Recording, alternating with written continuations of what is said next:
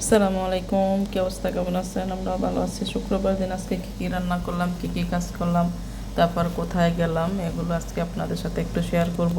আজকে বিরিয়ানি রান্না করতেছি, যেহেতু শুক্রবার আমাদের জন্য একটা স্পেশাল ডে। যেহেতু আমরা কাজ করি, ডিউটি করি, সব টাইমে, সব সপ্তাহে একদিন ছুটি, কিংবা শুক্রবার শনিবার।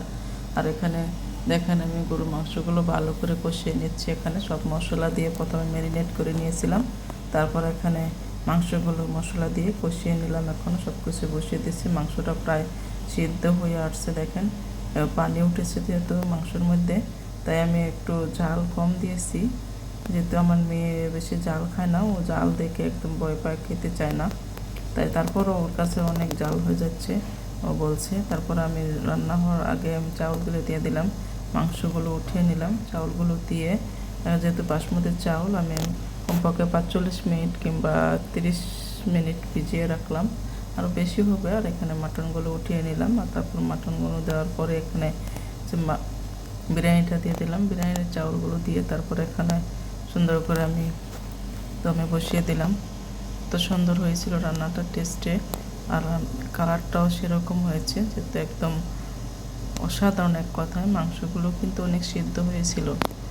বাস আমি আজকে বিরিয়ানি রান্না করলাম, সালাদ এদিকে বসিয়ে দেওয়ার পর বাইরে দেখি যে খাওয়ার জন্য প্রস্তুতি নিচ্ছি। এখানে দেখি এত টেস্ট সিদ্ধ হয়েছে, এত টেস্ট হয়েছে, মানে বলার বাইরে, অসাধারণ এক কথা। আলহামদুলিল্লাহ, আলহামদুলিল্লাহ, অনেক টেস্ট হয়েছে বিরিয়ানিটা আজকে, এত মজা। তারপর আমি নড়াচড়া করে দেখি যে বিরিয়ানিটা কিন্তু এত টেস্ট। যেহেতু বাসমতি চাউল, এটা তো একটু ভেঙে যাবে, কিন্তু যখন আমি দম বিরিয়ানি বানাই, ওইটা কিন্তু তেমন ভাঙা করে না। তারপর খাওয়ার সময় টেবিলের মধ্যে নিয়ে গেলাম। বিরিয়ানিগুলো নিয়ে যাওয়ার পর দেখি যে সবাই মিলে খাওয়া দাওয়া করলাম, যেহেতু আমরা একলা না, আরও ফ্যামিলি।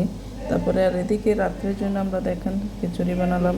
আর খিচুড়ি এত সুন্দর টেস্ট হচ্ছে, একভাবে নিয়ে আসছে গরুর মাংস তরকারি, খিচুড়ি, সালাদ, এগুলো খাওয়ার পরে তো কালকে আবার দুপুরের জন্য বিরিয়ানি রান্না করলাম, এই আর কি। তারপরে যে দেখেন এত সুন্দর হয়েছে ভুনা খিচুড়ি, জর্জরটা কিন্তু অনেক টেস্ট হয়েছে, আমার কাছে অনেক ভালো লাগছিল। ভাবি রান্নাটাও কিন্তু অনেক টেস্ট হয়েছে। আর এদিকে আমরা বিকেলে ঘুরতে যাচ্ছি, যেহেতু আমরা সিটিতে যাব আজকে, নিয়ত করে, মানে বলতেছি যে সিটিতে যাই, তাহলে একটু ঘোরাফেরা করে যায়, যেহেতু ওই দিক দিয়ে ঘুরে তারপর সিটির মধ্যে গেলাম। সিটির মধ্যে যাওয়ার পর একটু হাঁটাচলা করে হাঁটতেছি। ওখান থেকে একটা কিছু গড়ি, যেহেতু এখান থেকে আমরা গড়ি নিয়েছি, গড়ির দোকানে গেলাম, গড়ি নিয়ে আসলাম। যে এখানে অনেক কোয়ালিটি দেখেছি, কিন্তু আমার যেটা পছন্দ হয়েছে, মোটামুটি অনেকক্ষণ ধরে দেখলাম, আমি পছন্দের একটা গড়ি নিয়েছিলাম। গড়িটা নেওয়ার পর চলে আসবো ওখান থেকে আমরা সবাই, তাই ওখান থেকে আসতেছি। আর দেখতেছি এখানে মার্কেটে গেলাম, সবজি মার্কেটে, যেহেতু বাংলাদেশ থেকে সব পুরো সবজি আসতেছে।